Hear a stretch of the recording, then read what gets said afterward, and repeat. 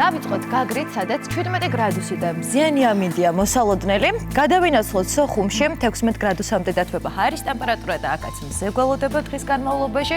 ზუგდიდშიც 16 გრადუსი და მზიანი დღე არის ნავარაუდები, რაც შეეხება მესტიას, მესტიაში 6 გრადუსი იქნება.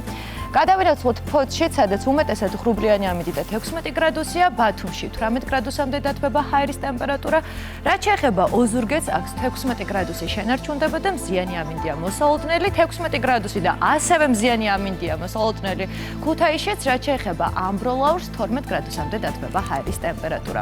10 გრადუსი იქნება ახალციხეში, 8 გრადუსამდე დათბება ჰაერი ბურჯომში. ნახოთ, რა ტემპერატურას პირდებიან სინოპტიკოსები. ბაკურიანში და გეტყვით, რომ 6 გრადუსამდე შენარჩუნდება ჰაერის ტემპერატურა, უმეტესად ღრუბლიანი ამინდი და 10 გრადუსი იქნება გორში, 9 გრადუსი და მზიანი დღე იქნება ცხინვალში, სტეფანწმინდაში 3 გრადუსამდე დათბება ჰაერის ტემპერატურა და უმეტესად ღრუბლიანი ამინდია მოსალოდნელი მთელი დღის განმავლობაში, რაც შეეხება ქუთაისს, აქ -1 გრადუსი.